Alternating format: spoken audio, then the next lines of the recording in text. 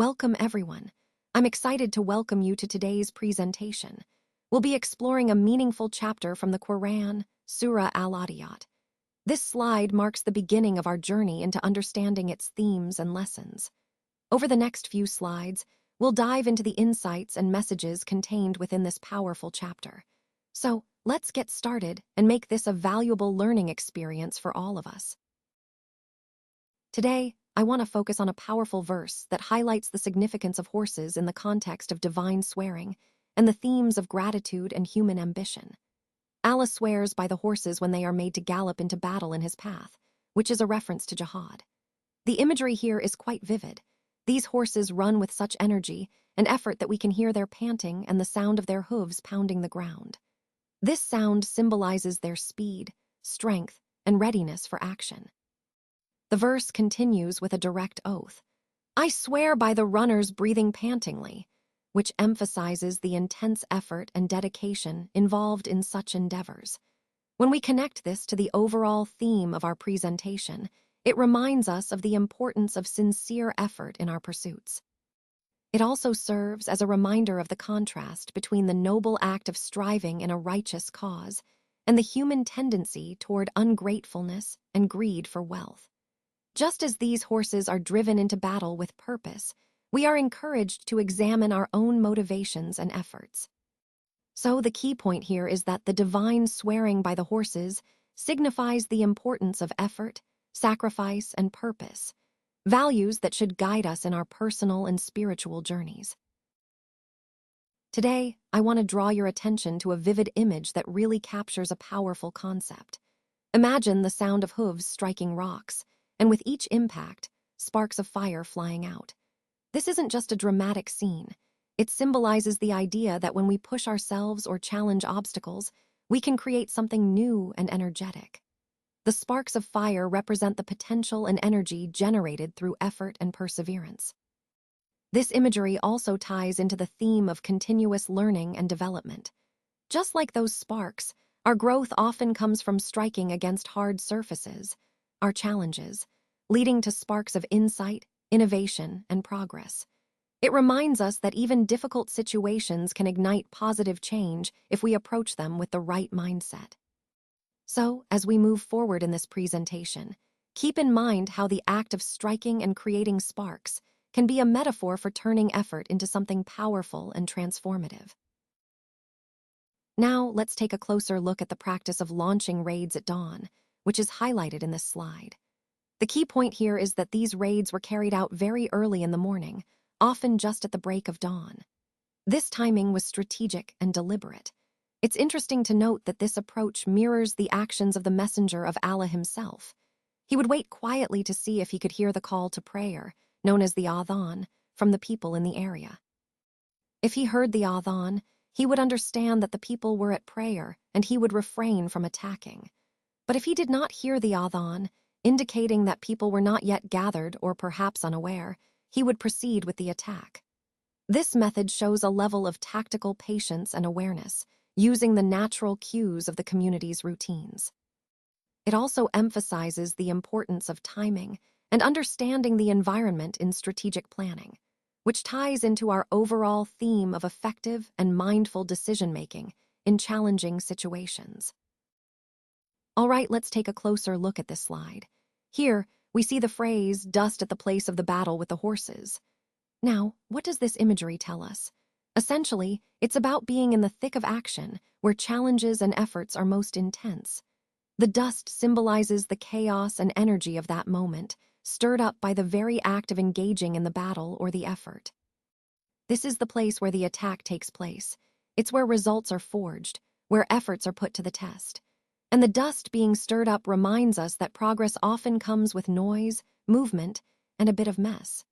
The key point here is that transformation and growth happen in these turbulent moments, the times when we're actively pushing forward despite the chaos. The reference to stirring up clouds of dust, 104, emphasizes that sometimes we need to embrace the messiness of progress. It's a natural part of making impactful change. In the context of our overall theme, continuous learning and development, this slide reminds us that growth isn't always neat and quiet. It's in these dynamic, sometimes chaotic moments that real progress happens. So when you find yourself in the midst of your own battles, remember, the dust signifies movement, effort, and ultimately, transformation. Now, moving on to slide 6, which is copyrighted 2025 by Continuous Learning Development. Here, we're focusing on an important interpretation of a verse, specifically verse 105.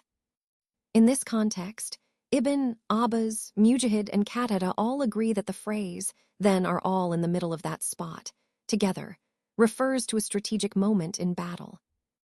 It signifies the invasion of the horses in the morning, which is a metaphor for a swift and coordinated attack in the cause of Allah.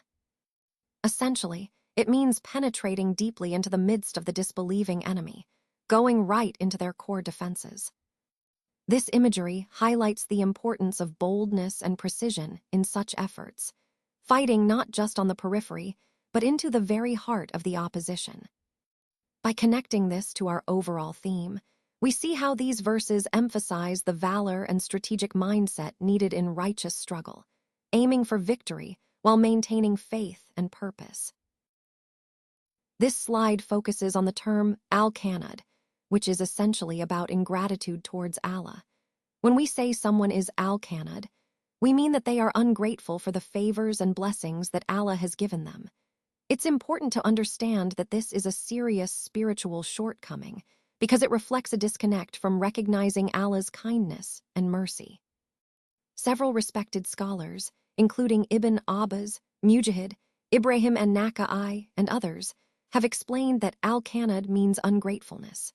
For example, Al-Hasan described it as someone who not only forgets Allah's blessings, but also focuses excessively on the calamities that befall him. Instead of seeing the countless favors Allah bestows, he dwells on hardships and overlooks divine generosity. This concept ties directly into our overall theme of gratitude and humility before Allah. The Quran also emphasizes this idea in Surah Al-Insan, verse 6, where it states that humankind is often ungrateful to their Lord. Recognizing this tendency is crucial because it reminds us to remain mindful of Allah's blessings, no matter how challenging life may seem. So, in our journey of continuous learning, it's vital to reflect on our own gratitude. Are we acknowledging Allah's favors? Are we thankful, or are we falling into the trap of al-Qanud? These reflections help us develop humility and strengthen our connection to Allah. On this slide, we see that both Qatada and Sufyan ath-Thawri emphasized a very important point, that Allah is a witness to everything we do. They said, "And indeed Allah is a witness to that," highlighting the idea that nothing escapes his knowledge. Now, interestingly, there's also a possibility that the pronoun he, in this context, might refer to man himself. This interpretation was shared by Mohammed bin Ka'b al-Khwarizmi, suggesting that humans are witnesses to their own ingratitude. What does that mean? It implies that humans are aware of their own shortcomings, their lack of gratitude, and this is evident in their words and actions. It's a reminder that our behavior and state reflect our inner reality. Finally, the slide connects this idea to a verse from the Quran, 107, which affirms that indeed, people themselves can attest to their own ingratitude. So, whether it's Allah witnessing everything or man witnessing his own shortcomings, the message is clear. Accountability is inherent, and awareness of our actions is key to understanding our relationship with Allah. This slide explores the concept of love for wealth, which is a theme that often appears in our discussions. It highlights that there are two main opinions about what it truly means to be passionate about wealth. The first view suggests that having a love for wealth makes a person severe or strict in their approach to material possessions. The second view, on the other hand, sees this love as leading to covetousness and stinginess, meaning a person might hoard wealth out of greed and lack of generosity. What's interesting here is that both perspectives, though seemingly different, are actually correct. They both reflect an extreme attachment to worldly gains. This is crucial because it helps us understand that excessive love for wealth can manifest in different ways, but ultimately, it points to a deep-rooted obsession with material things. Connecting this to our overall theme, it reminds us that such extremes, whether severity or stinginess, can be barriers to spiritual growth. Recognizing these tendencies in ourselves is the first step toward achieving a balanced, healthier attitude toward wealth. Let's take a moment to reflect on what this slide is conveying. The phrase, "the dead that are in it will be brought out," points to a future event where the contents of the graves will be revealed. It's a powerful reminder of accountability and the ultimate justice that awaits. When we say, "Do they not know that when the contents of the graves will be spilled out," we're emphasizing the certainty of this event, that it's inevitable and known to all. This ties into the larger theme of accountability and the importance of being mindful of our actions now, knowing that everything will eventually be brought to light. It's a call to awareness and reflection on the significance of our deeds, both in this world and in the hereafter. Let's take a moment to explore what Ibn Abbas and others have said about this verse. They interpret it to mean that on the day of judgment, everything within a person's soul, their innermost thoughts and feelings, will be exposed and made clear for all to see. It's as if nothing will remain hidden. Our secrets, intentions, and true selves will be laid bare. This ties directly into our overall theme of accountability and self-awareness. It reminds us that our inner lives are just as important as our outward actions. The verse from Surah Al-Qiyamah emphasizes that even the deepest secrets of our hearts will be revealed, urging us to be mindful of what we keep inside. Understanding this helps us recognize the importance of sincerity and purity of heart in our faith and daily conduct. It's a powerful reminder that ultimately, nothing is concealed from Allah, and we should strive to be genuine and honest within ourselves. Now, as we come to the conclusion of the tafsir of Surah Al-Adiyaat, I want to highlight a crucial point. Allah, in His infinite justice and mercy, knows everything that people used to do in this world. He is fully aware of their actions, both good and bad, and He will reward them accordingly, giving the most deserving reward to those who earn it. It's important to remember that Allah does not do any injustice at all. His justice is perfect and complete. This, in essence, reassures us that no deed goes unnoticed or unrewarded, whether in this world or the hereafter.